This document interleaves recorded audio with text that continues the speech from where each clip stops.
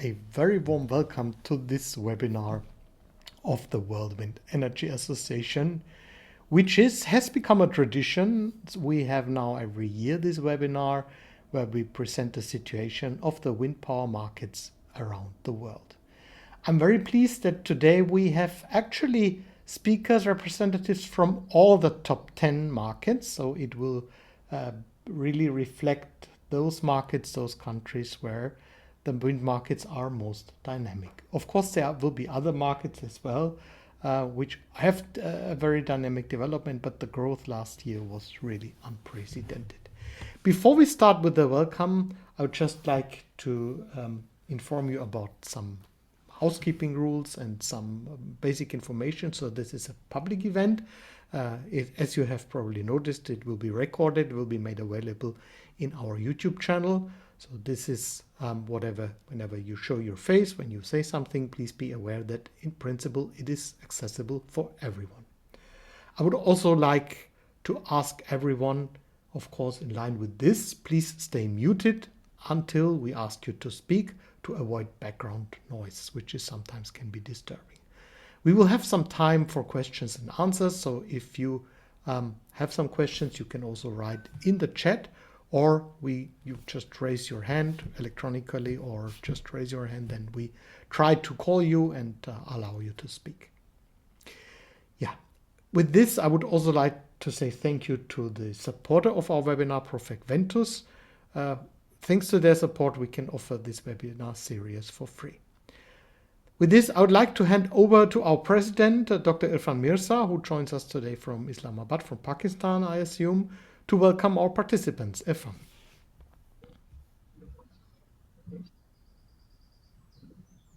Thank you, Stefan.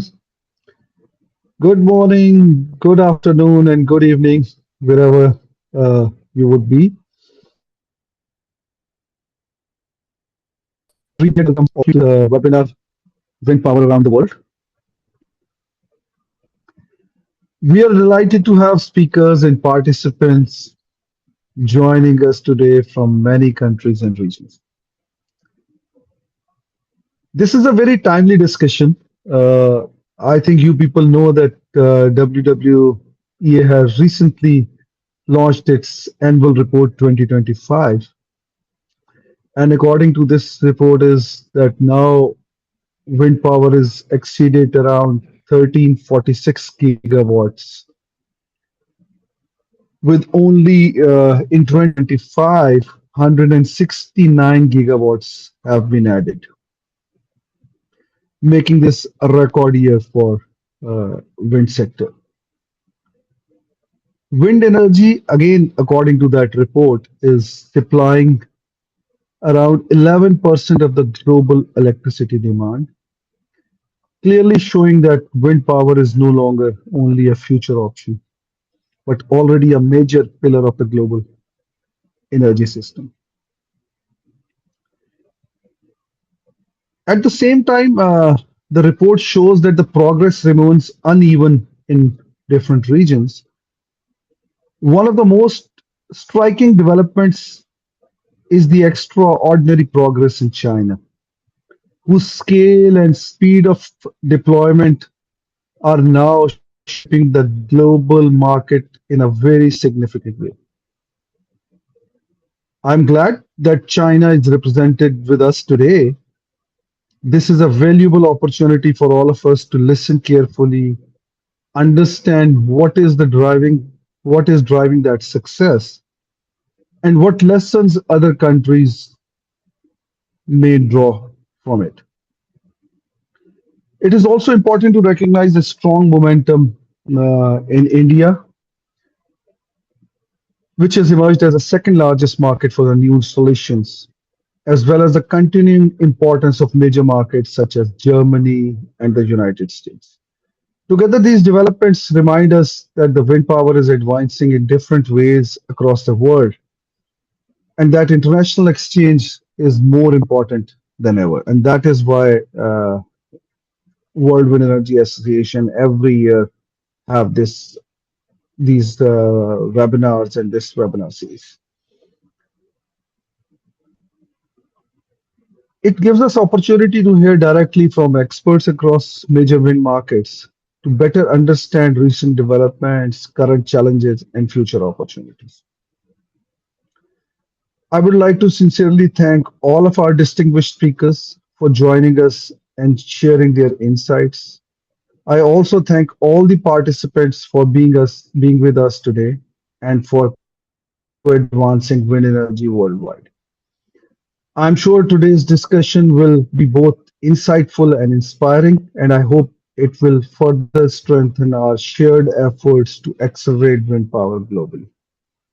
Thank you once again for joining us. And now it is my pleasure to hand over to my very good friend and the Secretary General of WWA, Mr. Stefan Gsänger, who will moderate today's session.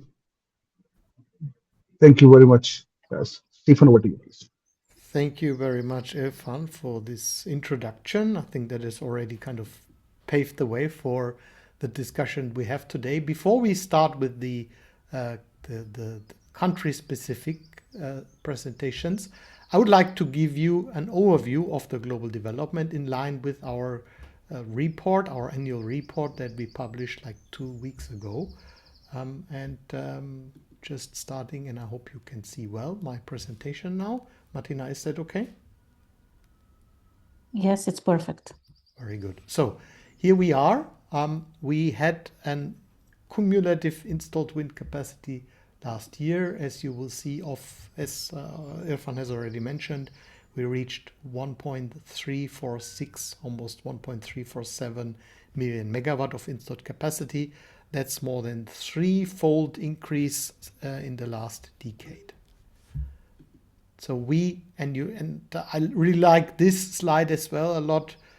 We had really in the last 45 years an incredible success story, starting around 1980 with what is today modern wind industry in the United States and later in Denmark, Germany, Spain, the pioneers, India as well.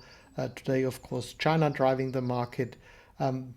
This incredible growth today with the electricity generated approaching 3,000 terawatt hours and the global share in electricity demand, and I think it's important to say also demand, is around 11% or more.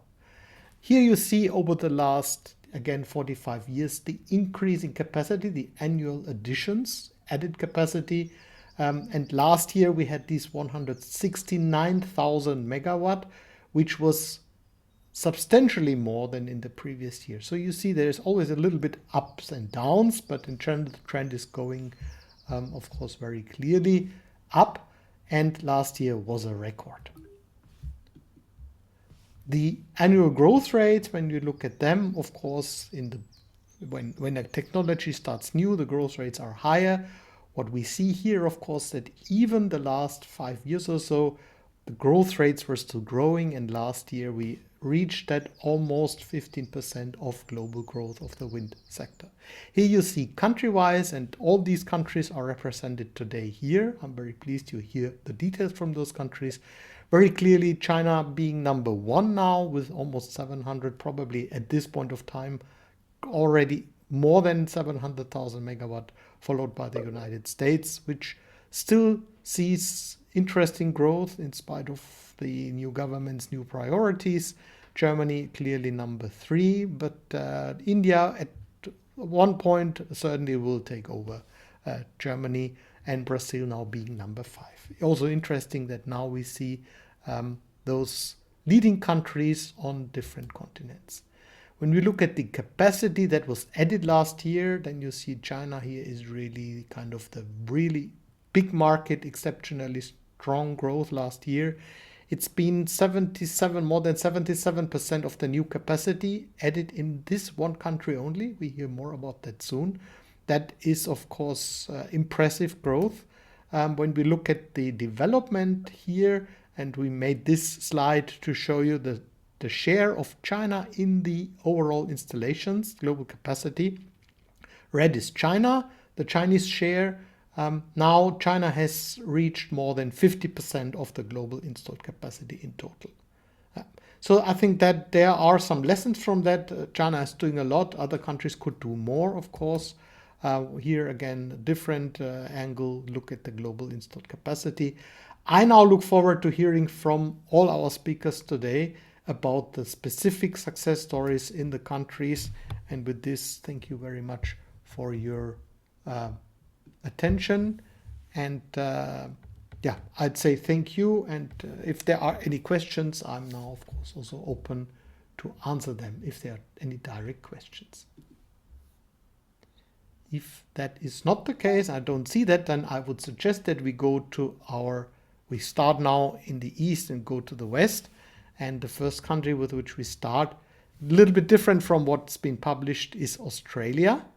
And it's my pleasure that we have several friends here from Australia. I see Peter Reyes here, our former president. I see also Monica Oliphant. But now let me welcome John Titchen, who is one of those really, I would say, advocates and since many, many years working in wind energy, working for Goldwind Australia. John, my pleasure to welcome you here, and we look forward to hearing from you about the Australian story. Thank you, Stefan, and a pleasure to join you here today. Also like to recognise Irfan and my good friend Peter Ray and Monica from Australia, and all those that are here today. I'm actually calling in from New Zealand, just on a trip over here on some wind business. So quite late in the evening. I appreciate you bringing my slot forward, Stefan. I will just look to share slides, and hopefully this will work seamlessly. I think I need the host to accept my sharing of slides. Just ask for that, then it will appear here. It's just saying disabled share, host disabled at the moment. Okay, then I'll just make you co-host and then. So now, please. Great, thank you.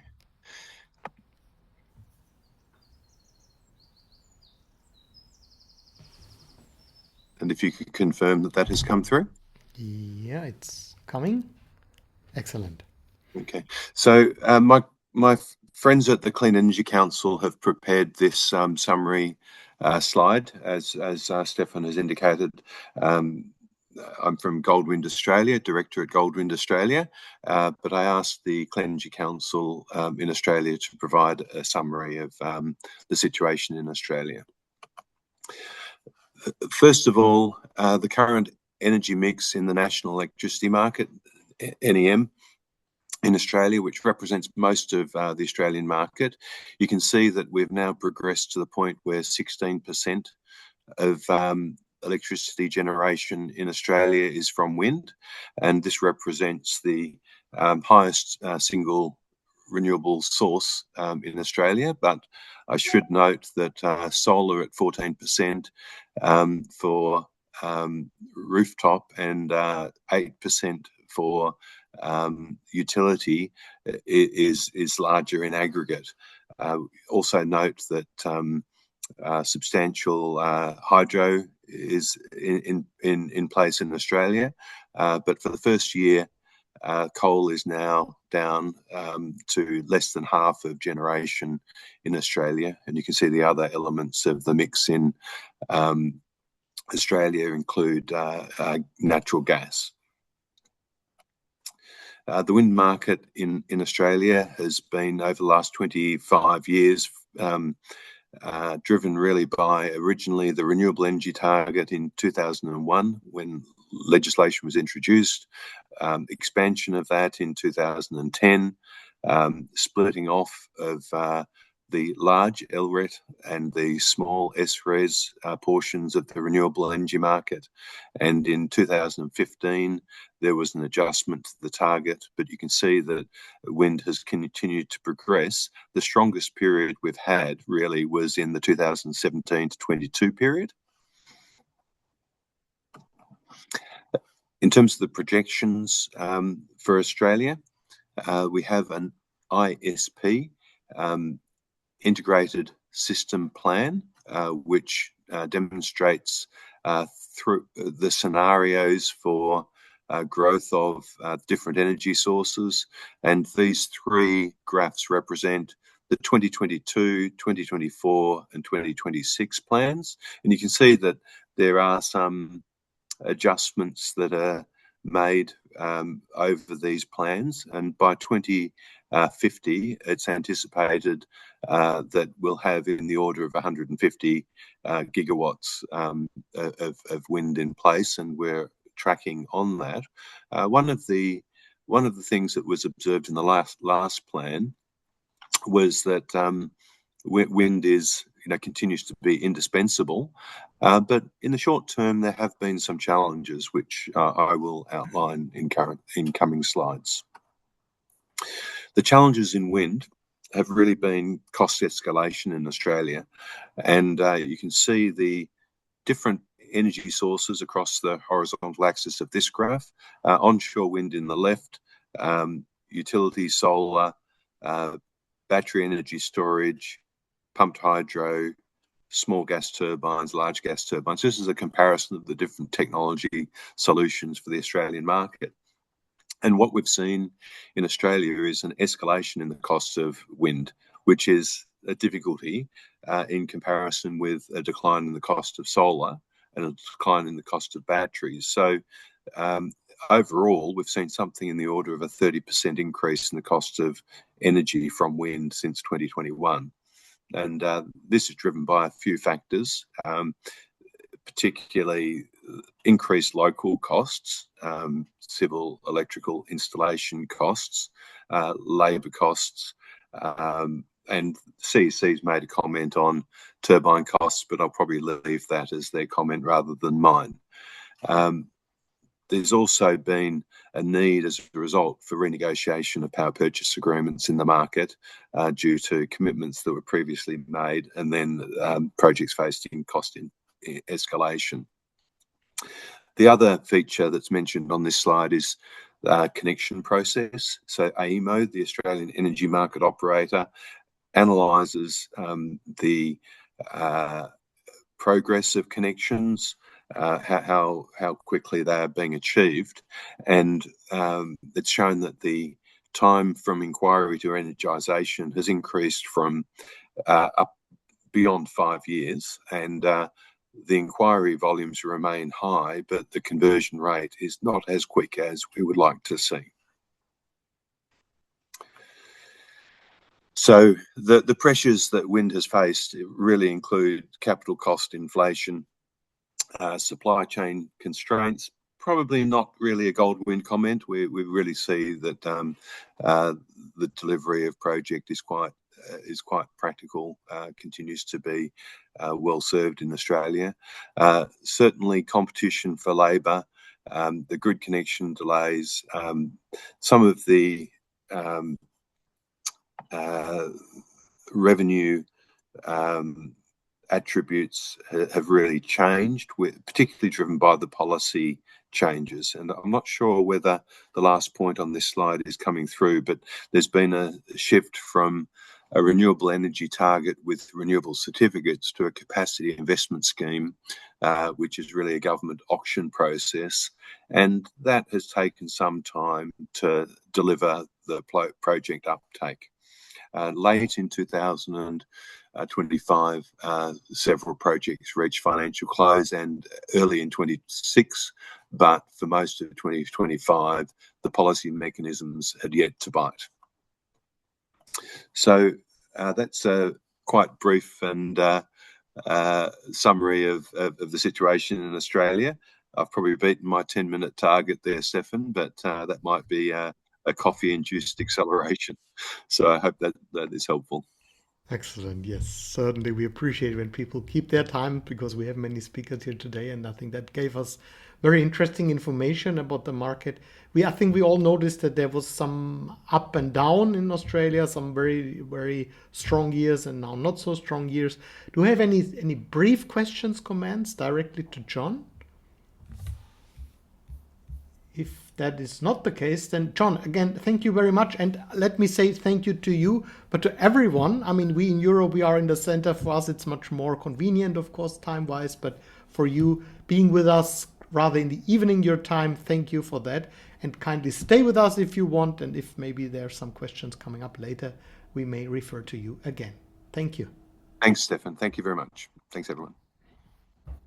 Yeah, with this, I would move then to the north. We still stay on the eastern side, seen from Central Europe, of course. Now we go to the largest wind power market, and that is China. I've already mentioned that, and it's my pleasure that we have someone from the Chinese Wind Energy Association, Jian, who is with us here today. And I would now welcome you, and ask you to share with us the latest developments of the wind power market in China.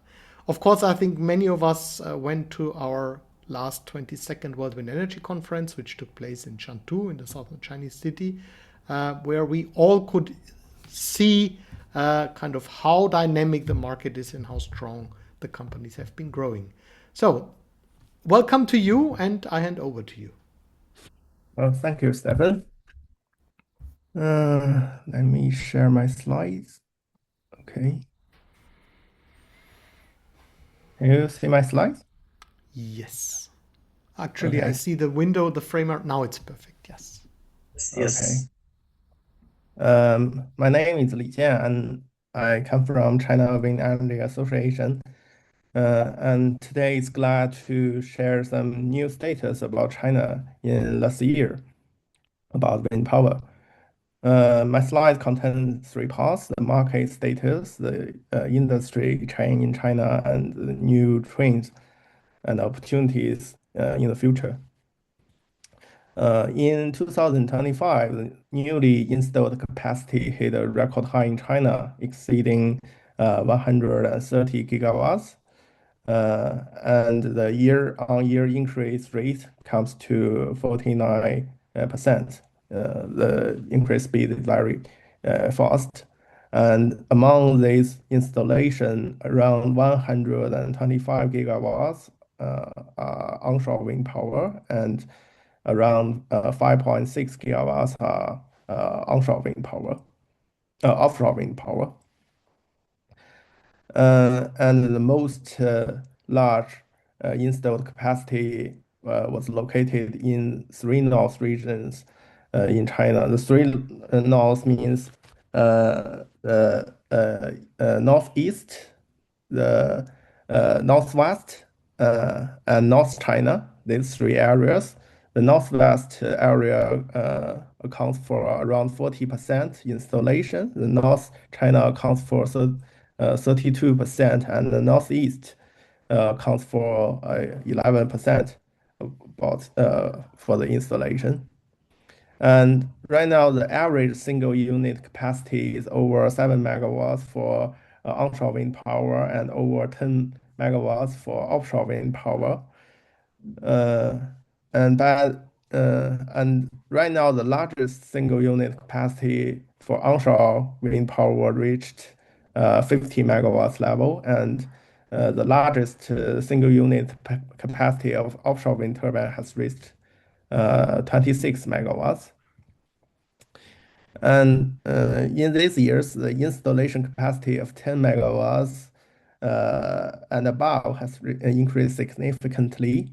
Among them, the installed capacity of wind turbine from 7 megawatts to 8 megawatts accounts for 12% in 2025, and the capacity from 8 megawatts to 9 megawatts accounts for around 15%, and for the capacity over 10 megawatts accounts for 25% right now. And for the export capacity of wind turbines has maintained steady growth. In 2025, China newly exported wind turbine with a capacity of 7.7 gigawatts, and the year-on-year increase rate comes to over around 48%. And by the end of 2025, the accumulated exported wind turbines comes to 28 gigawatts. Here's the exportation area. In 2025, China wind turbine were exported to 28 countries in total. The top three countries are Saudi Arabia, Egypt, and Laos. And for the new status about the industry chain, the single unit capacity of largest offshore wind turbine is 26 megawatts. It comes from Dongfang Electric. And on October 29 last year, this unit was successfully connected to the grid, and it's located in Dongyang, Shandong province right now. And also for the largest blade comes to 153 meters. And in October 2025, the blade was installed, also used by the Dongfang 26 megawatts machine. And for the main shaft bearings of 20 megawatts and 25 megawatts have been successfully rolled off the product line. Actually, it's in 2024 in May. It's produced by LYC, the 20 megawatts wind power main bearing of passed the acceptance in March. Also from LYC, the world's first 25 megawatts offshore wind power main bearing gearboxes has come off the product line. And for the gearbox, the density has been increased from 180 kilo Newton meter per ton to 270 kilonewton per ton. And for the tower frames, there are actually a lot of kinds of towers right now. Here give some examples like flexible towers, precast steel concrete towers, large diameter segmented steel towers, and truss towers. These towers are usually to solve some problems like in very relative high wind shear. Use these towers to increase the height of tower frame and to increase the power generation. And also there's this slide shows the carbon fiber production line by Jilin Chemical Fiber. Right now, the cost of large tow carbon fiber has been made the lowest in the world by Jilin Chemical Fiber.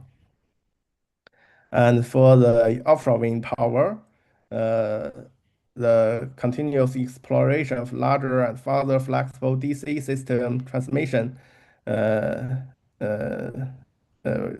picture shows here. The first one is the Sanxia Rudong Flexible DC project. And also the water depth and offshore distance of offshore wind farms are gradually developing towards the deep sea area. And China right now, in last year, we have 7 floating offshore wind power program, and they are in demonstration stage. 2 more compared to 2024. And the new trend in future, as you know, China just gave our 15th five-year plan, and in next 5 years, the country plan to make 10 major clean energy bases in next 5 years, and they are mainly happened in for the onshore wind power. Most of them installed in the desert area.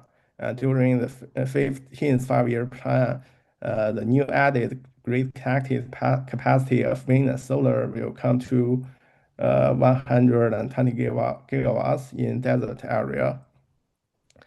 And also, offshore wind power produce hydrogen, offshore wind power with marine ranching and power to X will be the main target to the next 5 years. And besides, the wind solar integration, wind power and solar thermal wind power plus biomass energy will be some new direction for the future to solve the problem right now.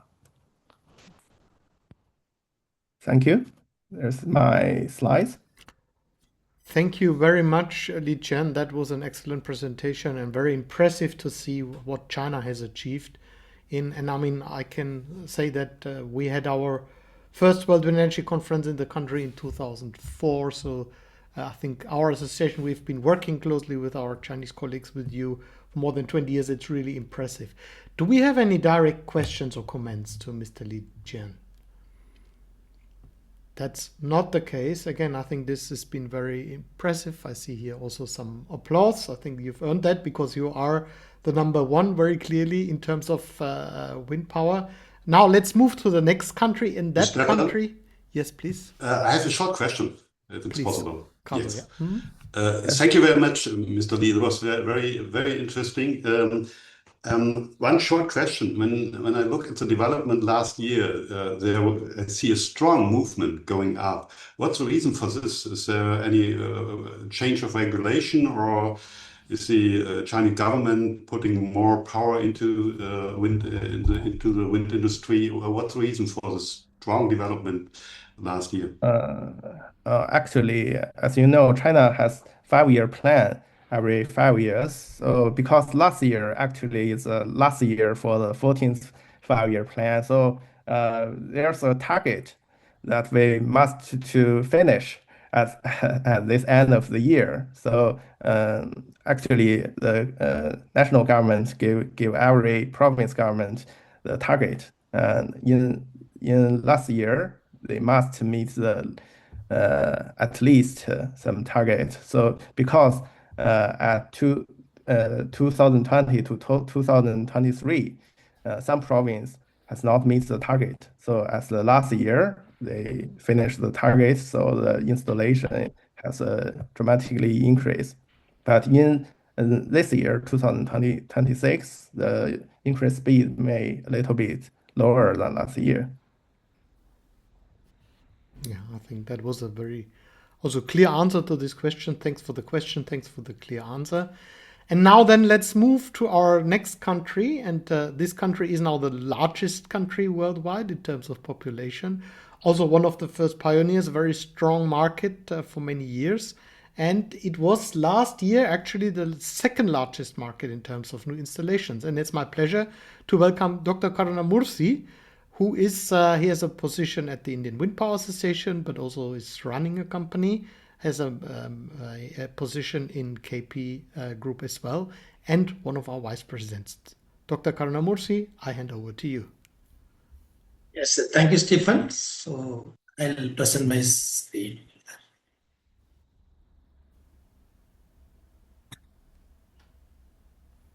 Yeah, I'll share my screen. Yes.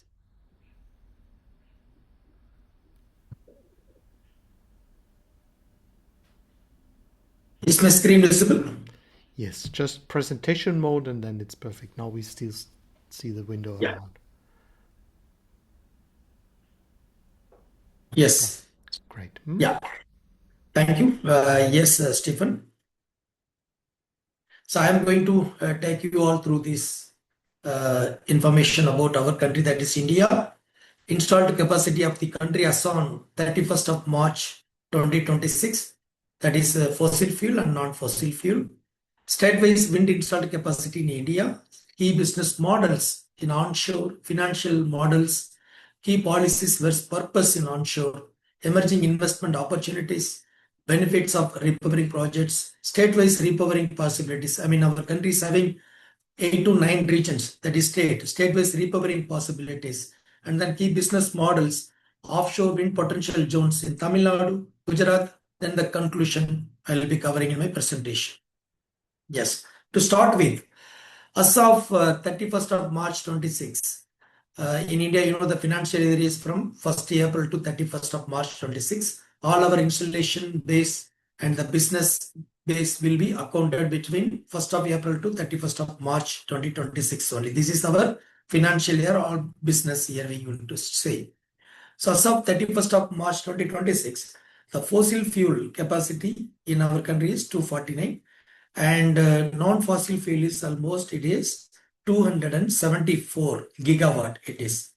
Out of which wind is about 56 gigawatt.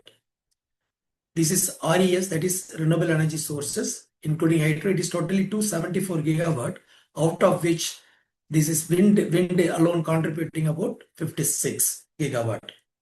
And the energy mix of India is, fossil fuel is almost 46.979% and non-fossil is 53.21%. This is the energy mix at this moment in our country.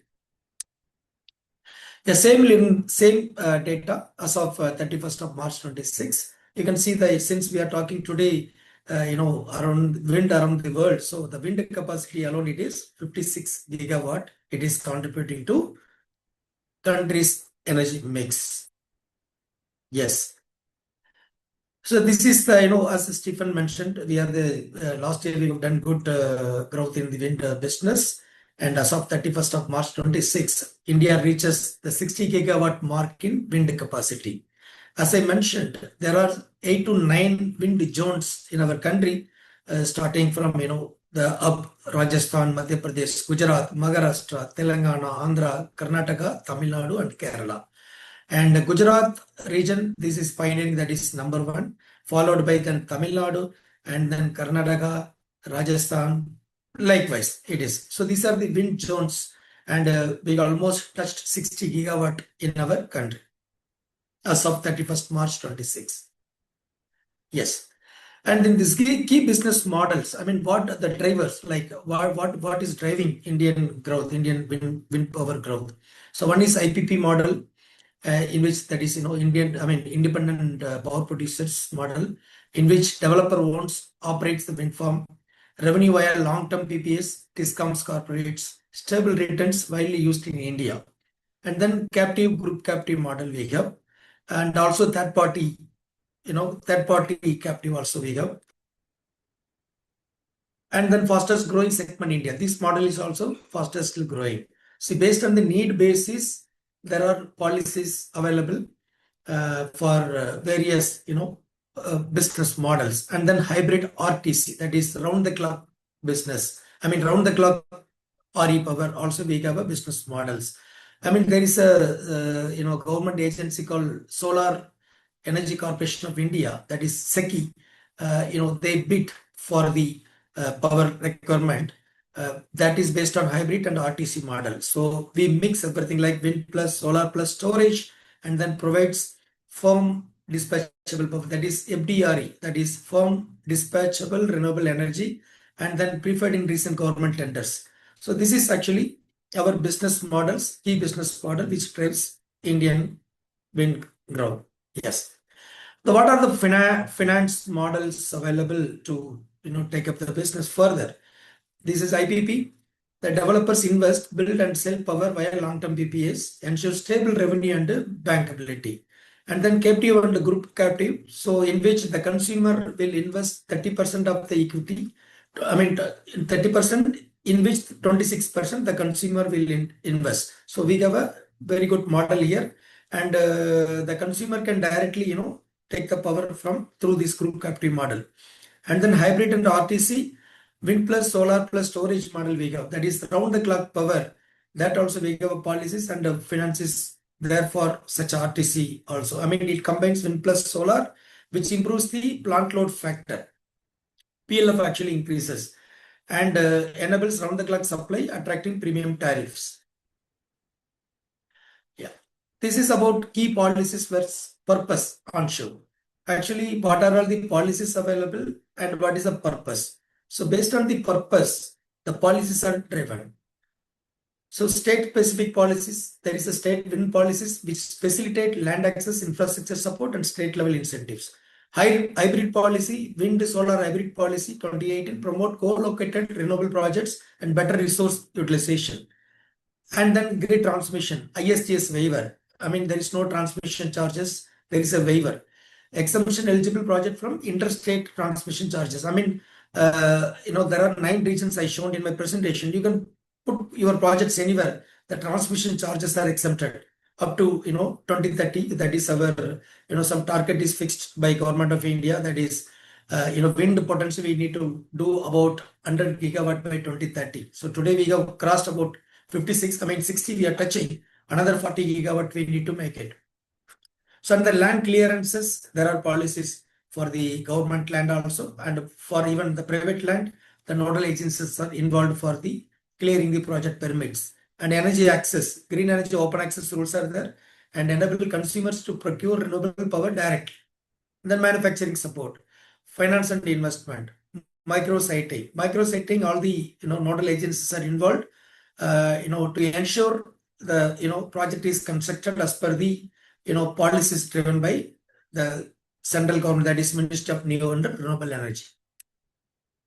So emerging investment opportunities, like since it is our second largest growing market in India, so there are a lot of investment opportunities for wind solar hybrid RTC projects, repowering of old wind farms, and offshore wind development. So wind solar hybrid RTC project, previous 2 slides I covered, and coming back to repowering of old wind farms. So we have a 30 gigawatt of potential in our country by 2030. So today we are in 2026, but by 2030 the turbines aging by 2030 about the quantum is about 13 gigawatt. That is a new opportunity available in Indian market for the repowering. So large base of like less than 1 megawatt turbines ready for upgrade. Same land 2 to 3x higher energy generation and high potential in Tamil Nadu and Gujarat clusters. I mean, repowering potential is the new these things in India is having about 13 gigawatt of potential. And offshore, yes, in offshore market, there are 2 regions, Gujarat and Tamil Nadu are discovered, each with 30 gigawatt of potential at this moment. I mean, total 60 gigawatt potential discovered. The implementation phase, like government is framing the policies for the offshore, and soon the first offshore projects will be there in our country. You have 2 minutes left. Yes, benefits of repowering projects. Yes, I mean, many these things we have gone through the benefits of repowering projects. That is, doubling the generation, basically tripling the capacity, doubling the generation. The repowering of the projects we do. I mean, higher energy output from the existing sites, better land and grid utilization. The existing infrastructure we can use it for the upgraded turbines and improved economics and sustainability. So state-wise repowering possibilities. This is total. I said Assam today it is about 9.7 gigawatt is there. By 2030 there will be a 13 gigawatt opportunity for repowering. Key business models for the offshore wind. Yes, high energy potential, large scale projects. Challenge and feature. I mean, there are 60 gigawatt of offshore market is there in India. So this is about offshore study by our Government of India. So where this offshore potentials are there. Yeah, growth trend. Yeah, I will complete this slide. So strong growth since early 2000 and temporary shutdown. There was a shutdown for a slow phase between 2018 and 2021, and then revival phase again started. So there are major drivers of this government push, that is RE targets 500 gigawatt by 2030, competitive bidding, corporate demand, wind solar hybrid projects. So, and also key policies were enabled. Technology evolution has taken place from 225 kilowatt to 5 megawatt turbines are there in Indian market now with higher abates of 130 meter plus. Yeah, repowering opportunity covered, challenges, opportunity, future outlook. Yes, that also covered. This is my conclusion. There is strong growth with untapped potential, transition to next generation of wind, critical role in energy transition. Wind energy will be key to achieving India's 2030 renewable targets, supporting decarbonization, energy security, and green hydrogen growth. Thank you.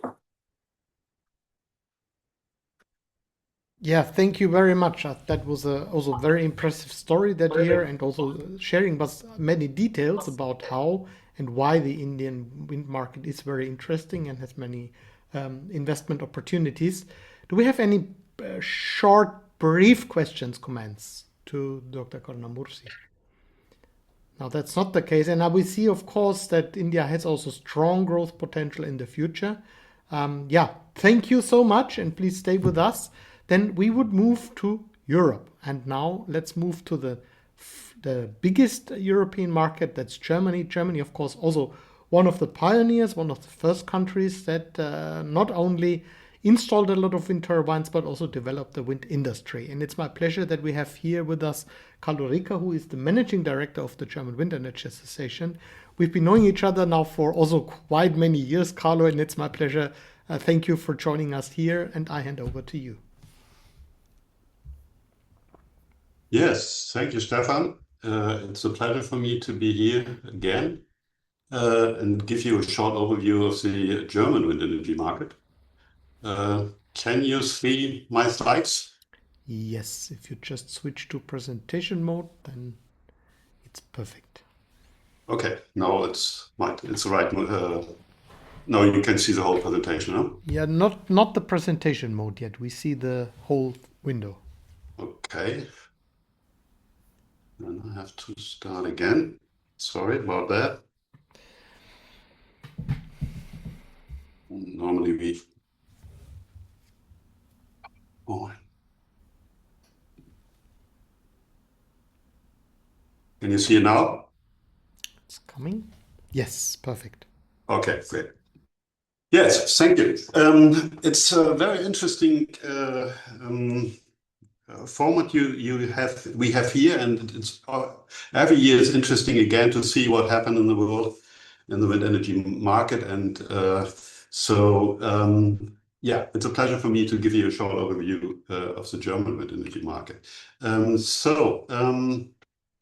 Let me say a few words about our association in Germany. We are a very large association, probably one of the largest in case of members in worldwide.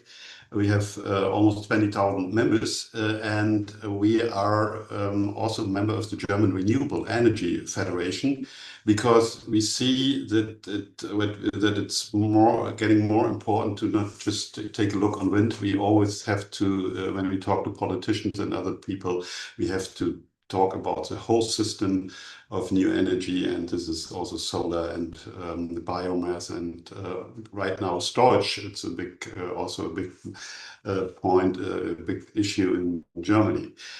We have. I always say renewable energy is decentralized, so we have, in our political work is also very decentralized. Therefore we have 42 regional groups, and we are very connected to the politicians in these areas, and especially in case of acceptance of new turbines. Yeah, we include all the whole industry, like manufacturers, suppliers, project planners, expert, and we are a member of Wind Europe, ERIF, which is the Renewable Energy Association for Europe, and for sure we also a member of the World Wind Energy Association for years now. Let me first take a short look to the renewable energy market totally in Germany. Like you see here, the growth of the electricity, the share of electricity in the renewable energy sector is very high. There you see the biggest growth in the last years. Now we have 55% of the total electricity market is driven by renewable energy, so as solar, wind, and biomass. Behind that, we see the heating market. There we have 90%, so there's a long way to go to come to 100%. But it's going not so fast like the electricity market. And last, you see the transport sector. Then when you look at China or other countries, you see that we behind with 8%. But this is also a growing market, and right now the government is seeing how important it is not just to take a look at the electricity market. So it's very important to see this transport system. If you take a look at the electricity market, you see that we have right now 55.1% coming out of renewable energy, as I last mentioned. And so if you look in the shares, you see that wind is almost half, the share of wind is almost half of it. So wind onshore has, with 20.4% is the largest, has the largest share. And then we see solar is coming with 60.4%, and wind offshore is with 5%, with 25.5 terawatt hours a year. Last year it has a share of 5%. But important for us is to see the target. And if you look at the Renewable Energy Act, the target for Germany is which we want to reach is 80% for the year 2030. So we have to do a lot to reach this target in the next years. If you look in the onshore market, onshore part, you see that we also that was the reason of my question for China. We also have a push in 2025 up to 5 gigawatt. The reason for that is that we have the government we had before. We have a new government since a year, but the government before was a red-green driven government. They decided to bring a lot more capacity, more land capacity for wind onshore into the market. So therefore, we see a strong development in last year, up to 5 gigawatt. Let's take a short look at the market share. We have 3 manufacturers which are very important in Germany, like Anton, which is a very old traditional manufacturer of wind turbines in Germany, with 29%. But first it's Nordex with 32%, and Vestas with 30%, Siemens Gamesa with 5%, and General Electric with 4%. So that is the market share onshore. Offshore looks a little bit different. There's Siemens. There's a market share of Siemens is much bigger. Offshore, so if you take a look, let's take a short look to the offshore market. There we almost reach 10 gigawatt.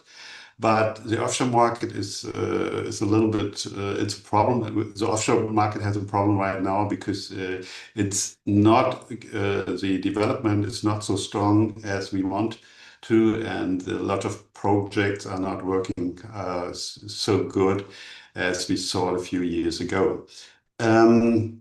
So my last 2 slides will give you an idea of the challenges we have in Germany.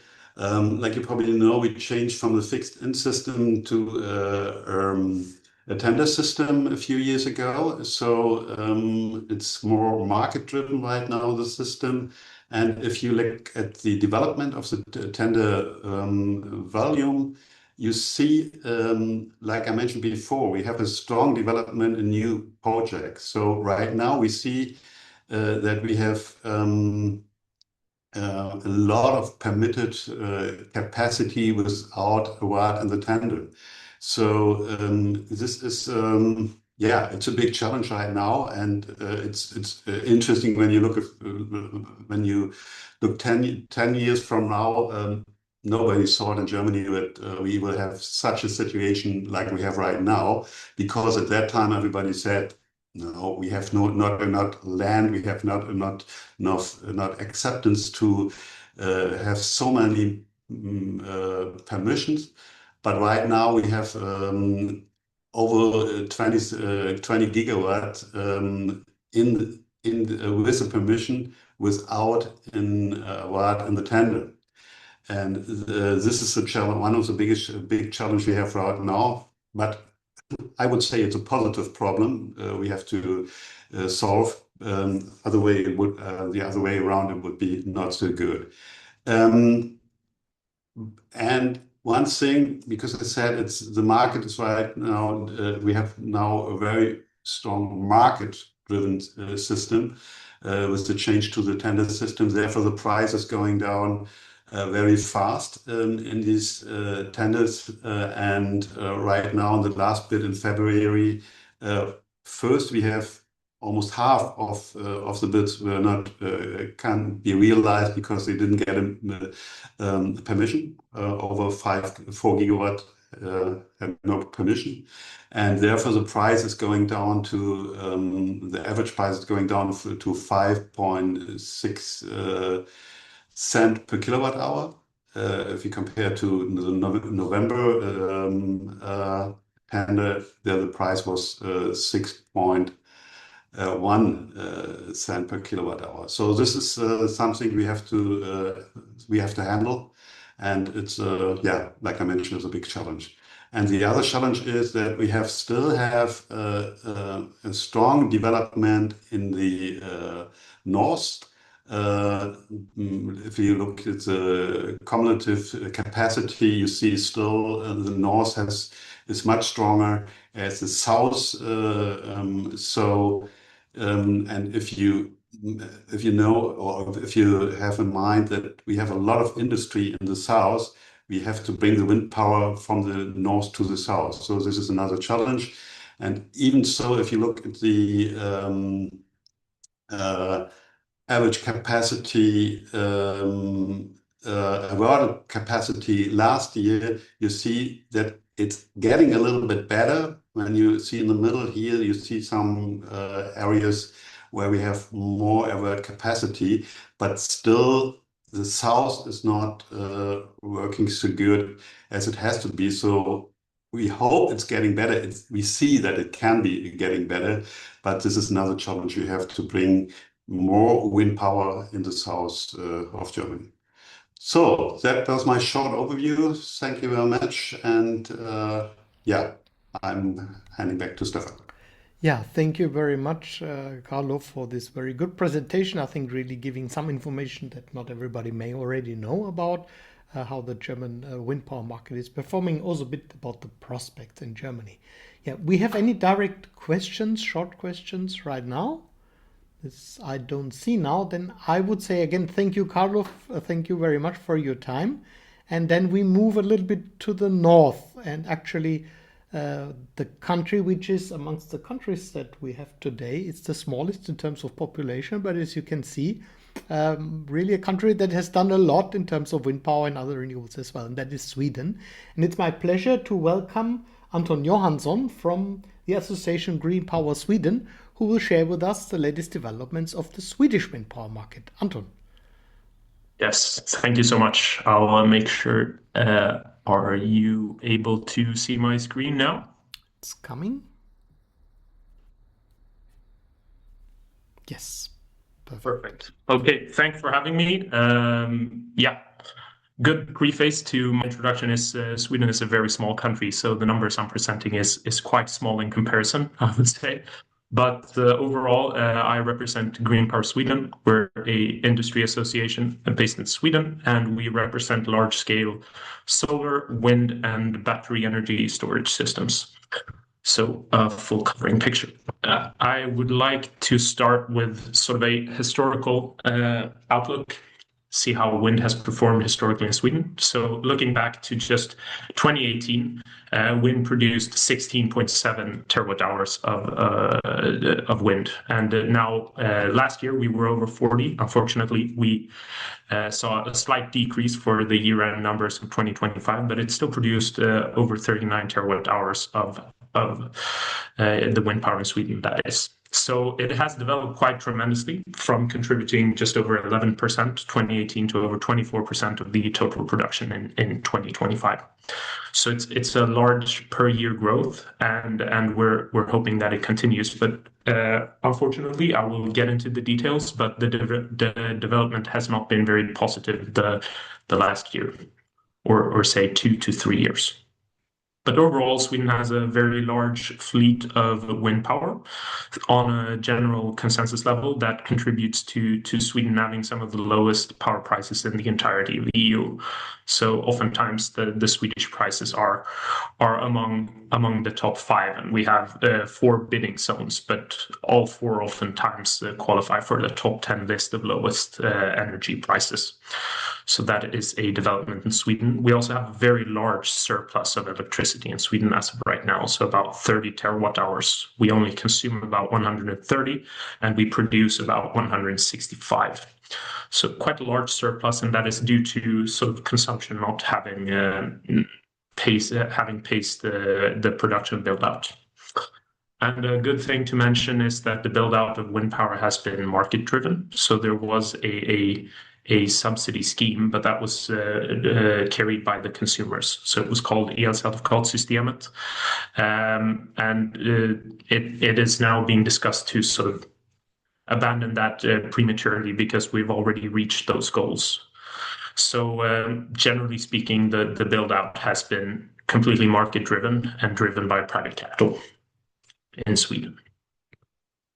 And looking at the current market conditions, it's not super positive. I mean, the graph to the right clearly depicts this. So it represents turbine orders or investment decisions really per year, and the last 4 represent a quarter for each of 2025. So 2025 was historically the worst year. We saw just 30 megawatts of turbine orders on the year end. And that can be compared to say 2018 or 2019, where we had orders or investment decisions of over gigawatts. So quite large shift in the Swedish market, and that is pretty much due to a shift in the political landscape. Investors and developers are feeling a lot more pressured when it comes to politics and policies. So the political landscape is ever changing in Sweden, and it's hard to sort of quantify that risk. We have also seen quite dramatic market changes, which influenced profitability of the market-driven build-out quite a lot. And furthermore, even though low power prices can be very good from a competitiveness point of view, it isn't always super favorable in terms of build-outs. So that is also something to remember. And the slowdown that is evident in the graph is sort of a pitfall. I mean, Sweden has very grand plans for electrification, and this has the potential to sort of delay electrification in Sweden when consumption eventually catches up to production. So that is something that we're sort of on the lookout for. And one thing I kind of want to mention is also that most analyses, even those published by the government, are sort of expecting wind to be built out even further in Sweden, even though market conditions are challenging. And that is not something we're seeing as of right now. I do, however, want to end on a positive note. So looking at the future outlook, I mean, we've just seen some economic incentives being established in Sweden. So right now, municipalities are getting the property tax paid by wind power. We hope that will sort of strengthen the acceptance a bit more on a municipal level. Furthermore, there has been some suggestions, and it's almost done, that people living close to wind power will get a share of their revenue. So some economic incentives that we hope will sort of strengthen the investment case and acceptance, because Sweden generally has a pretty hard-fought resistance against further build-out of wind power. At least a very strong sort of minority are very opposed to it. I just want to summarize that most of our members are looking at BESS and batteries to sort of complement their business case for wind power, seeing as they see that batteries could improve profitability tremendously, and sort of arbitrage trading, lower operational risks with imbalanced costs, and even more. Lastly, I just shared a picture of the project portfolio for Sweden. So as I mentioned, we're a small country. So when I'm saying huge, I mean in a Swedish perspective, but we have a huge project portfolio. So what that means is with better market conditions, a lot of this capacity could be realized and ensure that Sweden is electrified. Thank you. Thank you very much for a very interesting case. I think Sweden, although in terms of population is not so big, but I think the share in terms of per capita is quite high. Then you're really one of the front runners. Thank you also for not just telling us a nice story, but also what the challenges are. And I think also the perspective, the prospects, that is also in line with some of what we heard from other countries. Do we have any questions or comments now for Anton? That's not the case. Then again, a big thank you, Anton, and all the best for, I know that you're fighting for more wind power. We wish you all the best. Then we move to the next country, and that is the United Kingdom. United Kingdom, being the last couple of years, I think there was a battle between the UK and Spain who will be before it, very close to each other. A very dynamic wind power market as well. And it's my pleasure to welcome Ray Arrell here, who is the CEO of Regen Power. Ray, my pleasure to welcome you and hand over to you. Many thanks. And great to be here. Thanks for the invitation. I'll just do the obligatory screen share. Hopefully that's coming through okay. It's starting perfect, yes. Excellent. My name's Ray Arrell. I'm a director at Regen, based in the sort of southwest of the UK. For those who don't know Regen, we're an independent, not-for-profit organisation. We have a mission to sort of accelerate net zero energy in the UK. And we do that through a number of sort of strategic goals. And we have a big focus on a clean power system. And obviously wind power in the UK is a big part of our development plans and fuel mix. Regen is also a membership organisation, so we have a number of members as Regen, but we also oversee the electricity storage network, which is the only sort of GB grid scale electricity storage industry association. So I'm going to cover a little bit of context and history, a sit rep on operational wind power in the UK so as of 2025, 2026. A little bit about offshore wind support, some high-level stats on that. I think the big story, I guess, on the UK market at the minute is Clean Power 2030 and the reforms to grid connections that we are seeing. Touch a bit on that, and maybe a little bit, if we've got time, about repowering as a key topic area that we're focused on as Regen at the minute. And some of the bodies that are sort of looking at our strategic energy plans, the National System Operator and the creation of a new body, Great British Energy, which is kind of like the nation's developer looking at the local power plan. So a lot to cover, but hopefully we'll be able to get through that. A bit of history, probably worth covering this, even though this is an annual event, I think. We've sort of strong history of wind development in the UK. First onshore projects connected to the grid in the 90s, the first offshore in the 2000s. A number of incentive schemes across that time to sort of 2015-ish, NOFO, the Renewables Obligation, Feed-in Tariff, and the Contracts for Difference. In 2015, the UK government at the time actually sort of adjusted. There wasn't really a strong support for onshore wind at that point, and implemented a sort of policy implementation to essentially bar the development of onshore wind in England, although the development of wind power projects continued in Scotland, Wales, and Northern Ireland. Thankfully, in 2024, the incoming government then sort of removed that de facto ban, but I think the sort of reignition of the onshore wind industry in England is not exactly where it was before that ban. So we're sort of seeing some revisiting of that sector alongside some significant challenges with connecting projects to the network, which I'll cover in a minute. And the government's Contracts for Difference auctions and sort of strike price revenue support programs has continued to develop offshore projects across the period to this year. In terms of where we are, the sort of big number, I guess, is that we've reached over 30 gigawatts of installed wind capacity. The table here shows the sort of split of that by onshore and offshore, and by transmission and distribution connected.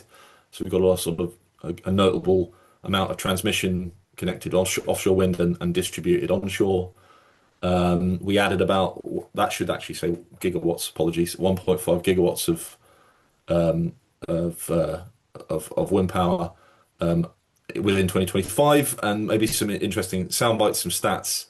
Wind power provided about 37% of UK electricity consumption across the last quarter of 2025. And between 1:30 and 2 p.m. on the 25th of March this year, it actually tipped over 50% of electricity coming from wind for that period, which is a bit of a milestone point. Touching on offshore wind, don't need to go into the details of this, but essentially it's a strong development sector. The UK remains a strong development sector for offshore. We've had 7 CFD, contracts with different allocation rounds, that supported around 30 gigawatts of offshore wind projects since that scheme was first put into place in 2014. And the next round of that is due to happen this summer. And you can see the range of offshore, onshore, and remote island wind projects that have been supported. And interestingly, the introduction of an equivalent scheme in Northern Ireland, the Renewable Electricity Price Guarantee, is due to be implemented in 2027, but this will probably be focused on the onshore technologies initially. Yeah, as I said, I think the sort of big news item really in the UK around clean power is, one, the government's implementation of Clean Power 2030, a sort of new policy to achieve 95% of electricity from clean sources by 2030, and a full clean power system by 2035. This includes significant targets to increase offshore and onshore wind to around 70 to 79 gigawatts across a couple of different pathways from where we are today of that 33 gigawatts. Backing off against that is that we have seen a significant queue of prospecting or prospective grid scale renewable energy and storage projects, which reached up to around 700 gigawatts of prospective sites seeking to connect, with which sort of required long-term potentially delays, projects sort of stuck in gridlock. And so there's an intervention from UK government, the regulator Ofgem, and the system operator NESO to implement a connections reform process sort of starting last year, requiring projects to sort of demonstrate readiness and development evidence, land rights, spatial planning, etc. And then sort of whittle down that large queue to the projects that are ready, needed, and protected. And this year, that process is sort of unfolding really for those technologies as they're receiving what is called as Gate 2 offers to come from the system operator to connect. This is visualizing some of the numbers really. The sort of overall, you can see the majority of the issue with this capacity was around battery storage and solar, but we also did have a lot of wind projects stuck in the connections queue. And overall, once we look at the sort of phasing and the evidence, we've got a good amount of offshore wind coming through and being prioritized, but we're perhaps a little bit undersubscribed on onshore wind, partially because of that point I made earlier about the sort of de facto ban on onshore wind development in England. I'll skip forward to repowering, making sure we keep the time. This is actually a publication that we put out and launched not long ago. We sort of did a relaunch event about a month ago. By 2035, over half of Great Britain's onshore wind capacity will be facing sort of end-of-life decisions, and the potential to maximise the potential for repowering is a big part of that story, and that we sort of see that could reach. Currently in planning, there's about 800 megawatts, and by 2050 we could see sort of 6 gigawatts of additional capacity released through repowering existing sites. But there are a number of challenges on the road to that. We've sort of put some recommendations around in the publication, standardizing the connection processes, sort of in spatial planning policy, making sure that repowering is sort of presumed in favor of, as well as some specific things around revenue models, shared ownership, and environmental assessment processes that are specific to repowering sites rather than new build. I think the next thing to mention is so NESO, the National Energy System Operator, in the past couple of years have moved to develop a suite of strategic energy planning documents. So essentially a central system operator view of planning our road to net zero and clean power through a series of strategic plans. One is around spatial energy plan, where one is a centralized strategic network plan, the infrastructure, and one is a set of 11 regional energy strategic plans, sort of dividing up the country into what local and regional plans we can see across the country. And that essentially is going to wrap in all technologies, including wind, including electrification pathways for heat and transport, flexibility and storage, and even things such as the electrification of industry and industrial and commercial processes. You have 1 minute left. Thank you. So yeah, that's a sort of notable part of the mix, really, is how the strategic plans alongside the development pipelines that I've been talking about. I think the last thing I'll cover is the implementation of or establishment of Great British Energy. GB Energy is a sort of pretty new publicly owned, operationally independent part of reporting into UK government, designed to sort of support and accelerate clean energy projects, with some commitments to support up to 1,000 local and community projects by 2030 through direct funding, capacity building, advice and expertise, and sort of enabling policy and regulatory change. And this is likely to include a mixture of sort of community wind, solar, hydro projects and support to other local initiatives. The last 30 seconds, if I've got it, is really to talk about things that have happened this week. So I prepared these slides, and alongside that, we've had a lot of sort of government announcements this week talking around delinking electricity prices from the gas market, the extension of the windfall tax generator levy, as well as reforms to national pricing and managing constraints that we see where we're curtailing wind, etc., on the network. So yeah, even developing a presentation for today is already out of date because of how quickly things are moving in terms of policy in the UK. But hopefully that gives you a good overview. That's me. Thanks very much for the opportunity. Yeah, thank you very much, Ray. That was excellent. And of course, we appreciate that you updated your slides. And I'm sure that people who have an interest, maybe in the coming weeks or months, they may contact you, Regen, in the UK, and connect with you. Yeah, I think it was very interesting what I heard from you. In particular, let me mention also the community engagement part, local power. We just published not that long ago our community engagement guidelines. So we see this as a very important topic as well. Certainly something that we should, I think, very look as a really important precondition to further the success of wind power. Related to the repowering aspects that you mentioned, let me also mention that at the IRENA there is a working group on repowering, which will soon publish a report about repowering aspects from an international perspective. Do we have any questions or comments regarding Ray's presentation? That I don't see that. Then again, thank you so much for your time, sharing with us first-hand information. And then we move further. We stay in Europe. Again, thank you, Ray. And then we move to Spain, a little bit to the south.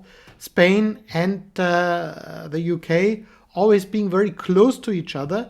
Of course, Spain also one of the pioneers of the development in Europe. We have here, and it's my great pleasure to welcome Dr. Pep Puig, who is also a lot involved in community-related activities based in Catalonia, Barcelona, I should be precise. And Pep, it's my great pleasure that you will speak about the Iberian Peninsula, the different Spanish provinces. Pep, the floor is yours.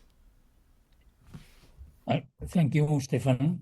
I will share the presentation. Can you see the... Yes, if you just switch to presentation mode, then it's super. Can you see it? Yes, perfect. Thanks for inviting to explain what is happening around wind in Spain. The story of wind in Spain started at the late 70s with some utilities buying at the time Danish machines, but also it was a fact that was in Barcelona when Ecotecnia was founded, because has been the first workers' cooperative to design wind turbines. This was the first machine connected to the grid illegally, because at that time it was no regulation to connect to the grid. It was a 15 kilowatts machine, 12 meters diameter. And at that time, the wind turbines were growing. This was the picture of one of the first wind farms, small wind farms with machines of 30 kilowatts in Tarifa, in the southern part. But this was the first prototype of 150 kilowatts that after the success of this placement, made possible the first commercial wind farm with commercial wind farm in Tarifa in 1993. It was 10 megawatts. Since then, the market has been growing a lot, except for these days between 2010 and 2017, when the market was stopped because of the change of regulations. But recently, in the last years, it has been growing a lot. Now we have 30,000 megawatts installed in wind. And this is the distribution in the different communities. As you can see, there are five autonomous communities with more than 4,000 megawatts installed, was the two Castilians and Aragon, and after that, Andalusia. All this data came from the Asociación Empresarial Eólica, which is the company's association. And what is most interesting is to see the distribution for communities in kilowatts square kilometer or in kilowatts for inhabitants. As you can see, in a small community, Navarra has the height introduction of power by surface as a square kilometer, but who has more power per inhabitant is Aragon.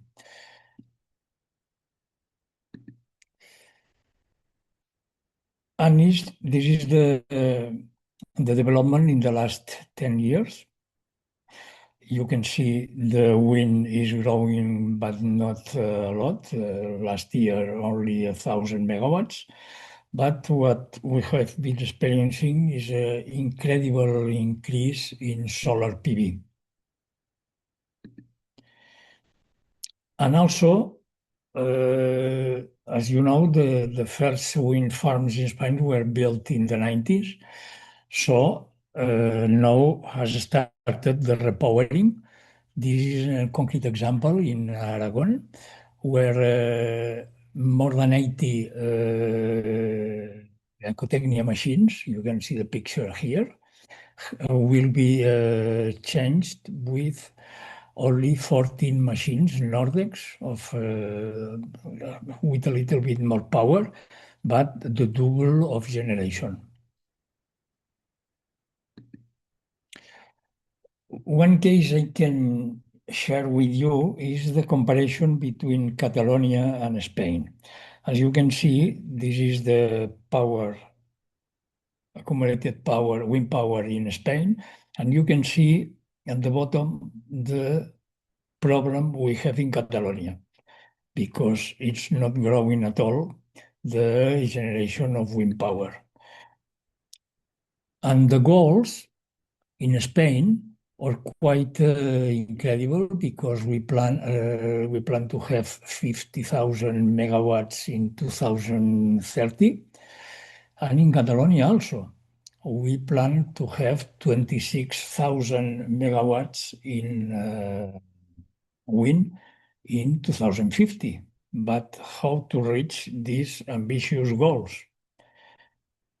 The technology has progressed a lot. You can see the first machine Ecotecnia developed, and the last one, 3 megawatts machine, already running. And you can see the different dimensions.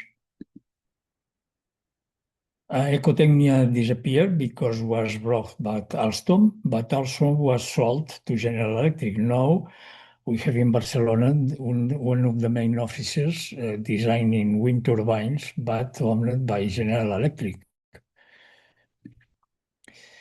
And the legacy of Ecotecnia is quite incredible, because a lot of companies based in Catalonia are working on the field, in the field of wind technology and the wind evaluation and wind modeling and so on and so on. But also, two new developments have been developed. This X1 Wind, revolutionary offshore floating platform, and also a new concept of generator has been opened recently in order to decrease the cost of wind farms on the sea. You remember today is Earth Day, 22nd April, and let me share with you a couple of events that took place in Barcelona around the Earth Day. In 2000, a machine, Ecotecnia, was shown in the city park, in the middle of the city park. It was a 700 kilowatts machine. But also in 2012, it was presented the first community wind project with 1,000 of people attending the event. And this is the reality. The Viure de l'Aire project, an aircon machine, is operational since May 2018. It's a mistake here, sorry. It has been possible with the participation of 600 people, and it is already the only one community wind project in or around Spain. But the problem we have, despite Spain has experienced a great progress on wind, you can see the last figures on electricity generated in the 24% of electricity demand, and the installed capacity, the number of wind farms, number of wind turbines, number of people working in the sector. There is a problem. And the problem is that the people who made possible the first wind community project cannot directly use the electricity generated by the community wind turbine.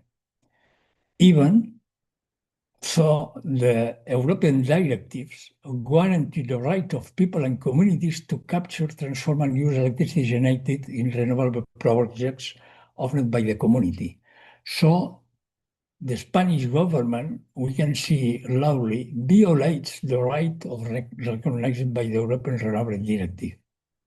And the question is, until when we can support these kind of violations of community power. Thank you for attending. Yeah, thank you very much, Pep, also for not just looking at the industrial development installation numbers, but also for looking into the socioeconomic aspects, which I believe are really important, as I mentioned before. So that is something that indeed we have to see how this will develop. how people can benefit from the wind farms. That's certainly a very important aspect. Do we have any questions now for Pep? If that's not the case, then again, thank you so much. And if I look at our next speakers, I'd suggest that we go ahead and go now to Turkey. Turkey, we have Professor Tanay Sidki Uyar with us. Are you ready to present now? Yes.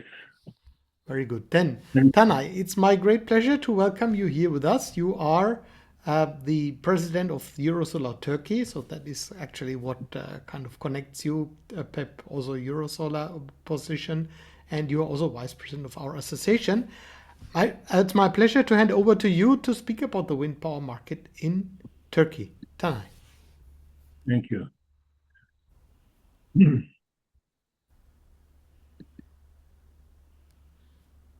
Great.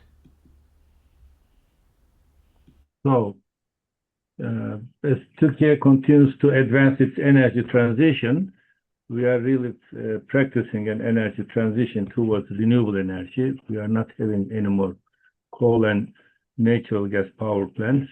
It's really, in total, we have 26,000 megawatt solar community power projects, and also, as I will mention, about more than 15 gigawatt of wind. So the increasing share of renewable energy sources in the power system is strengthening sustainability objectives and enhancing the resilience of energy supply. As we know, globally, renewable energy available is pushing down the fossil fuel prices, and this happened in Ukraine and Russia conflict, and Europe just took an initiative to be less dependent on natural gas. And now we know in the Middle East, we will see at the end of the conflict, one way or the other, when it finishes, petroleum prices will not increase anymore because they will be replaced with renewable energy. In this context, 2025 stood out as a remarkable period for wind energy in Turkey, during which continuity and determination translated into tangible outcomes, both in terms of capacity growth and sector dynamics. So what we did, establish a Turkish Wind Energy Association at that time. I think I'm one of the last ones stayed alive still. Now we have really good, about more than 300, 400 members of business men and women trying to build wind energy projects in Turkey. Throughout the year 2025, coordinated efforts by all stakeholders across the ecosystem, including both public and private sector actors, generated significant achievements in a wide range of areas, from investment processes and electricity generation to regulatory developments and technology-driven transformation. When we established Turkish Wind Energy Association, my friend Stefan knows, we have included people from the Ministry of Energy. I was in the Scientific and Technical Research Council, so we had a few businessmen, and so it was actors, stakeholders built together. Now we are benefiting on this. I mean, Turkish Wind Energy Association has people from the ministry as the managing board. This momentum in the field has been clearly reflected in key quantitative indicators. They're prepared accordingly. This summary, which I will give you, Turkish Wind Energy Statistic Report, presents an up-to-date overview of Turkey's wind energy landscape based on year-end 2025 data, and provides a comprehensive assessment of prevailing trends, key developments throughout the year, and the overall investment climate. The key data, Turkey's wind energy sector delivered its strongest performance to date in 2025, gaining significant momentum. With new capacity additions commissioned throughout the year, the record high annual capacity growth previously achieved in 2021 was surpassed. In the first half 2025, Turkey brought 616 0.66 megawatt of new wind capacity online, followed by an additional 1,525 megawatt in the second half, further reinforcing this strong performance. As a result, a total of 2,141.55 megawatts of new wind capacity was commissioned in 2025. With these new installations, Turkey's total installed wind capacity reached about 16 gigawatts, representing 15.53% growth compared to the previous year. In 2025, June was recorded as the month with the highest share of wind generation in total electricity production. Overall, wind energy accounted for 12.18% of Turkey's total electricity generation in 2025. Operational wind power plants. Turkey's wind energy sector benefits from a strong, stable, and diversified institutional investor base. The leading companies in terms of installed capacity in operational wind power plants are as follows: Enerjisa Üretim, about 1 gigawatt; Borusan, 773; Polat Enerji, Exim Enerji, and Güris. So these are the biggest players. This structure demonstrates the sector's long-term investment potential and operational maturity. Turbine manufacturers also play a decisive role in the development of Turkey's wind energy sector and in shaping a more dynamic and competitive market. The distribution of operational wind power plants by turbine manufacturers as of 2025 clearly reflects this critical role. The breakdown of manufacturers by installed capacity and market share is as follows. We have Nordex, 34%, about more than 5 gigawatt. Enercon is 25%, General Electric 15%, Vestas 15%, Siemens Gamesa 8%, and Goldwind is coming with 2%.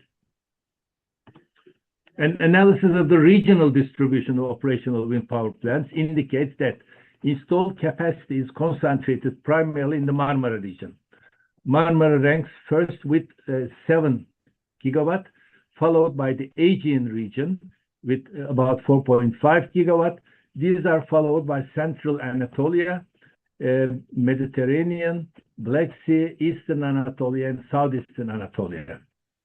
The provinces with the highest installed wind capacity in Turkey are as follows: İzmir, 2.3 gigawatt; Çanakkale, 1.5; Balıkesir, 1.5; Istanbul, about 1 gigawatt; and Manisa is 780 megawatt.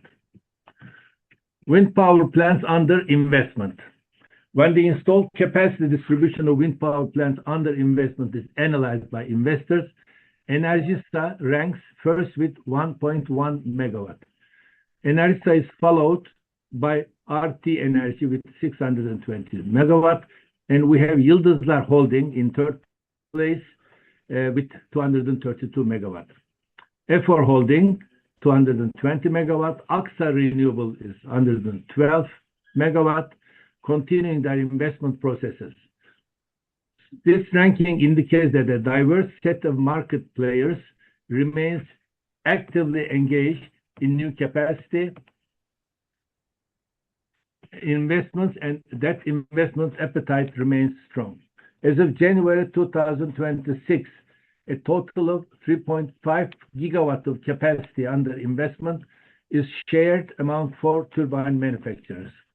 Nordex leads with 2 gigawatt, 60% market share. Enercon ranks with 594 megawatt. Goldwind is now 16%, increasing respect to 2% existing installed power, and Envision with 7%. In terms of regional distribution, the Marmara region remains its leadership with 2 gigawatt, followed by Central Anatolia, Eastern Anatolia, and Aegean.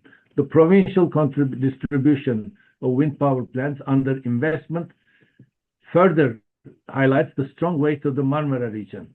Still, we have the new capacity in the Marmara region. In this scope, Kırklareli,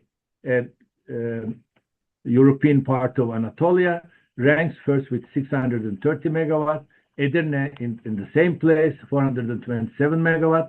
And other provinces are Karaman, where we have the 1 gigawatt solar power plant PV, and Sivas and Muğla is the southwestern Anatolia. You have 1 more minute. Yeah, I need only less than 1 minute. Okay. And pre-licensed and pre-licensed storage integrated wind power plants. As of January 2026, Turkey hosts 284 pre-licensed wind power plants with a total capacity of 21 gigawatt at this moment. The fact that 60.25% of this portfolio is located in the Marmara region indicates the region's dominance in installed capacity. In a more detailed regional breakdown, Marmara ranks first with 12.7 gigawatt, followed by Central Anatolia, Mediterranean, Black Sea, Aegean. The data shows that pre-licensed wind power plants are particularly concentrated in Tekirdağ, Kırklareli, Edirne, Antalya, and Eskişehir, Central Anatolia. The regional distribution of pre-licensed storage integrated wind power plants presents a similar picture. Within a total storage integrated wind capacity of 19 gigawatt, the Marmara region is 61%, Mediterranean region 12, Central Anatolia 10, and etc. And this outlook indicates that storage integrated projects are concentrated in regions where wind potential is high, grid infrastructure is more developed, and investor experience is stronger. The provincial distribution of pre-licensed wind power plants and storage integrated pre-licensed wind project is also largely aligned with the regional trend. Tekirdağ, Kırklareli, Edirne, Eskişehir. The presence of Marmara provinces in the top ranks confirms the region's key role in scaling storage integrated wind investments in Turkey. This regional concentration also aligns with the broader trend indicating that new renewable energy investments are being directed toward the most favorable areas in terms of both resource quality and infrastructure adequacy. That's the situation. Beginning with May, we are bringing the actors together, talk about sustainability and climate change.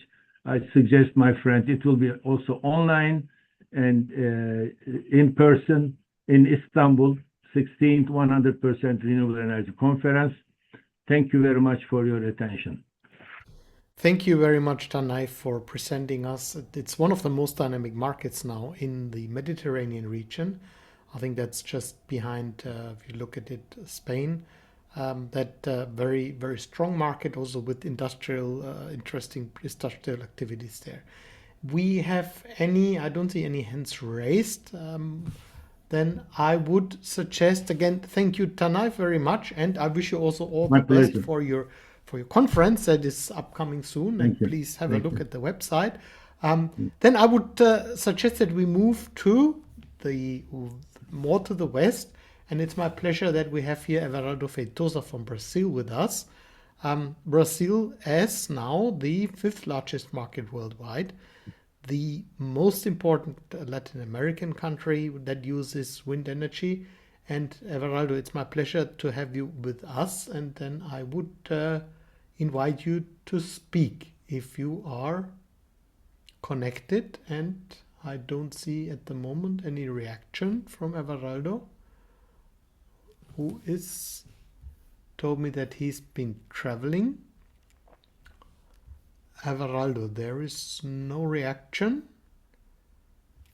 If there is no reaction, then we wait just a little bit and would maybe start with our presentation, which we have here in recorded format. Everaldo, can you hear me? No? Then let's continue with presentation of the wind power markets in Canada and in the United States, as it is quite early morning there, and we have our colleague from, I think, based in Canada. For him it's now 4 o'clock in the night, so he has sent us a recorded presentation, which I would now share with you and then show that for you. And we continue with Everaldo after that.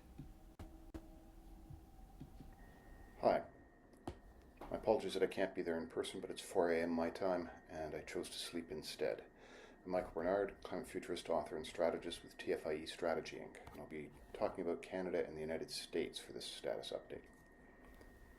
Canada's headline is that Ontario's back in the market. The IESO's LT2 Window 1 selected 1,315 megawatt of renewables, including 400 megawatt of wind. This is 8 years after the same Premier, same Conservative government shut down 758 renewables contracts as one of their first acts in office. Their populist reaction to renewables has finally been dampened by reality.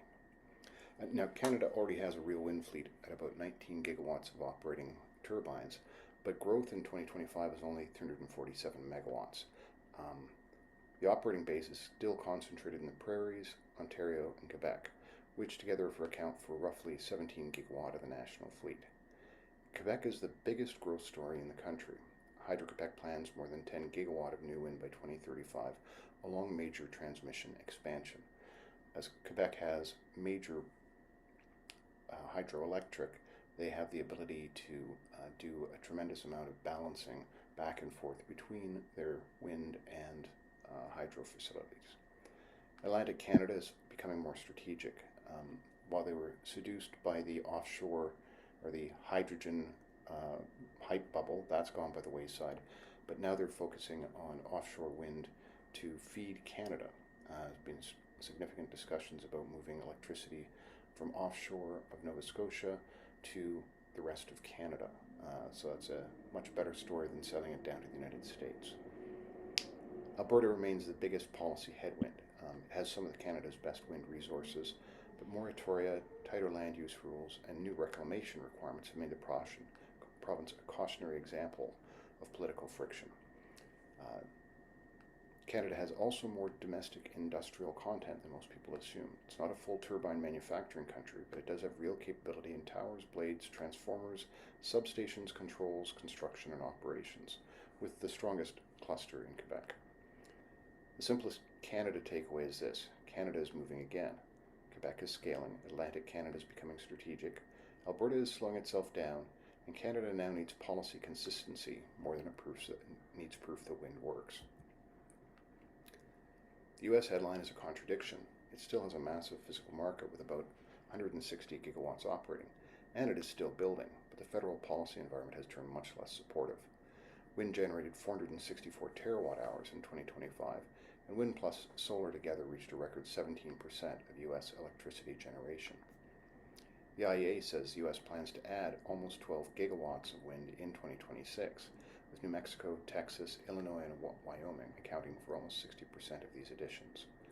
That tells us the onshore market is still moving at scale. Offshore wind is still small in operation, only about 171 megawatts in service, but it's no longer hypothetical. EIA's inventory shows roughly 4.2 gigawatt offshore in near-term additions, with all 5 major offshore farms winning court cases to continue over various challenges from the federal government. The most important policy date is July 4th, 2026. Under IRS Notice 2025-42, it's difficult to hear. Can you open the voice a little bit? Volume? Cleaner long-term tax credit pathway under sections 45Y and 48E. Everybody in the United States is rushing to get in before that and expect new wind projects to be significantly diminished after that point until an administrative change and policy change occurs. Federal policy has become hostile to offshore wind more broadly, with leasing and permitting pulled back. So the new U.S. market now has a large installed base and a real construction wave, but much less policy certainty comes after the current queue. State policy is also now more uneven. Some states still treat wind as a core infrastructure, especially in the East Coast and in parts of the interior, while others are pulling back or creating mixed signals. Even the biggest wind market, Texas, attempted to bring forth legislation to require all renewables farms, including ones that were in operation, to operate as if they were peaker plants, providing full market capacity at peak energy demand periods. That was defeated, but it is indicative of the type of policy, negative policy, feedback that's coming in with populist conservative politicians these days. Transmission remains one of the biggest structural constraints. The U.S. does not have a wind resource problem. The constraint is especially true for the plains and for offshore wind landing on the East Coast. The U.S. also has a bigger industrial footprint than people often assume, given discussions of deindustrialization and globalization's impact on manufacturing. They have capability in blades, towers, nacelle assembly, transformers, substations, controls, and broader grid equipment, even if parts of the supply chain remain constrained. The simplest U.S. takeaway is this: America still has one of the world's biggest wind markets. It's still adding capacity and generating huge amounts of electricity, but policy has shifted from support to friction. So the next phase depends less on physics than whether the rules stop moving. I decided I would provide some contextualization for the wind markets in the United States and Canada. Recently, I did some analysis of wind, water, and solar capacity relative to various metrics. The two charts I decided to pull out were relative to GDP. As you can see, China and Pakistan are at 110 gigawatts of wind, water, and solar per trillion GDP. One doesn't usually see Pakistan on the same chart as China at the same level, but that's the level of commitment to mostly solar that Pakistan has shown over the previous years. Canada is halfway down the rankings on this, spending 47 gigawatts of wind, water, and solar per trillion of GDP. What's interesting about this chart is how far down the United States is. It's basically, of all the geographies I looked at, it's a third of the second worst, Australia, with only 12 gigawatts of wind, water, and solar per trillion of GDP. Part of this is because it has the highest GDP in the world, but it is also indicative they're well under their weight, pulling well under their weight in terms of how fast they could be progressing if they were even putting a larger percent of their GDP into renewables. Similarly, the per capita energy, the wind, water, and solar capacity relative to per capita energy intensity is interesting. Canada and the United States have the highest and second highest, pretty much the second highest per capita energy intensity across the full economy. Spain and Brazil have lower, and as a result, they have a greater percentage of wind, water, and solar compared to per capita energy intensity. That matters because it's going to take a lot more to achieve the same energy for the United States and Canada. Much of that is due to the urban sprawl, as much of their development occurred after cars and in a very sprawl and suburban and driving-oriented pattern. That's the end of my presentation. I hope everybody found that useful.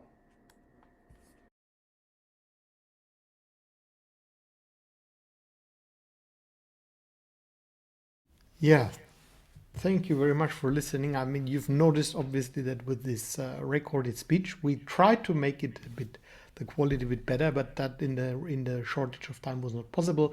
I hope that, and I still believe that we got the main messages from that, and I believe it was a very interesting presentation from Mike Barnard, who is of course a very well-renowned speaker who speaks a lot and writes a lot and author also about the United States and Canada and the global context. Yeah, with this, I would then hand over to the last speaker for today. And this is the country that I've already mentioned, Brazil, the main wind market or the biggest wind market in South America. Everaldo Feitosa, it's my pleasure to welcome you and hand over to you to speak about the situation in Brazil. Everaldo. Yeah, thank you very much, Stefan. Thank you for the excellent presentations that have been presented up to now. In reality, I'm going to touch in only 4 important points related to the situation in Brazil. The first point in which I would like to stress is that most of the projects of wind energy and also solar energy in Brazil are concentrated in the northeast region of the country. So at the moment, we have 68 gigawatts of solar in the northeast region of Brazil and 36 gigawatts of wind power in the northeast of Brazil. It's very important to mention that only 3 years ago, Brazil was the third country in the world in install capacity, in annual install capacity, following China and US. So we have been the third country in the world only 3 years ago.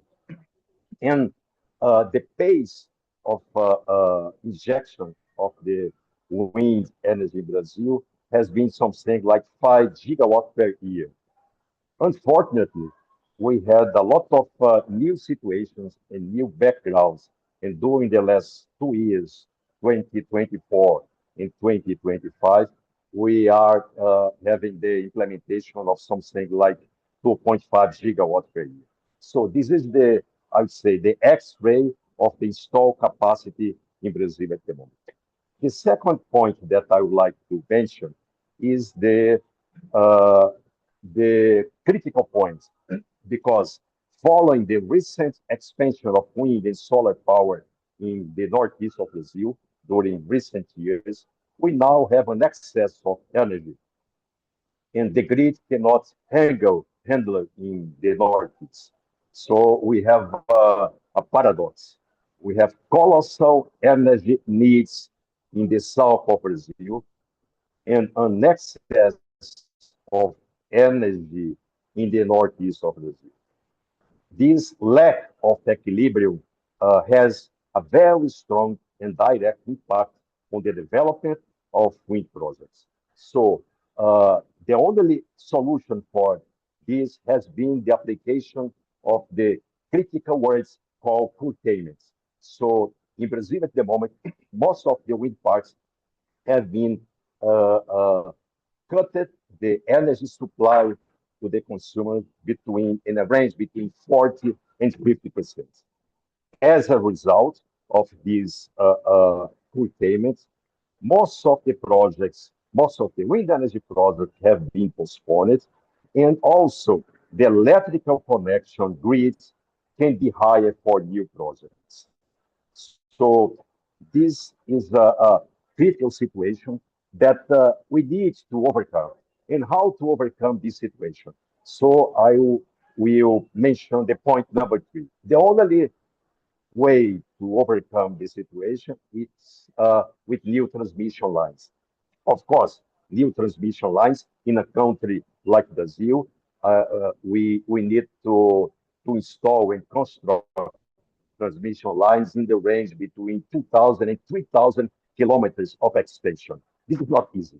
We are having a lot of environmental problems to build these very long lines, and we do not see a margin for new projects until 2030. So I would say 2029, 2030, this is the new I would say, patamar, the new flat perspective that the country can grow in the same situation as 2-3 years ago. Point number 4 is we are having some alternative routes for this excess of energy in the northeast of Brazil. The alternative route is to use this excess of energy for data centers. So the Brazilian government has implemented a new legislation. With new legislation, these data center projects are eligible to tax incentives. And if they use wind and solar projects as the basis for electricity supply. And so this strategy is having a very good result. And I would mention the most important one is TikTok is building the largest data centers outside China, something in the range of investment between 50 to 100 million US dollars, and they need a supply of electricity by wind and solar in the range between 300 megawatts to 500 megawatts. So data centers like this, very large one in the northeast of Brazil, they are the perspective in a short term and medium term, because we cannot wait until 2030 to start the new development of wind and solar energy in Brazil. So I will say, and I will conclude my words, that in spite of the problems that we are having with lack of transmission, and of course this is something that has been critical in many other countries, the cheap electricity, one of the cheapest in the world, wind and solar in the northeast of Brazil, are attracting this new development. Okay, thank you very much. Thank you so much, Everaldo, for giving us again a very realistic view of what's happening in Brazil. I think we all noticed that Brazil, as you rightly said, was just 2 years ago one of the largest market, and there was some reduction in new added capacity. So now we do understand better why that is happening. Still seeing the great prospects of renewable energy in general in the country. Now, do we have any questions or comments for Everaldo? And now, as we have come to this was the last speaker, I would also allow other questions or comments if there are any. I don't see any hands raised. That means that we are still well within the 2 hours that we were aiming at. Everaldo, thank you very much for making you available. I know that you're traveling and you found a place where you could join us. Thank you very much appreciated. With this, I would like to say thank you so much to all our speakers. I think we really got a fantastic overview of the top wind markets around the world. I would say thank you so much for also everybody who participated in this webinar, which, as I've already mentioned, has become a kind of tradition. We will upload the webinar into our YouTube channel. So if you're interested in specific countries, please feel free to go to our website, and then you find the link there to the YouTube channel, or go directly to our YouTube channel. Thank you so much. And I wish you all the best for your work for wind energy. I know that most of you are active in this. And with this, I wish you a good day, a good morning, a good evening, wherever you are. Thank you. And thank you. Thank you, Stefan. Thank you. Thank you, Stefan.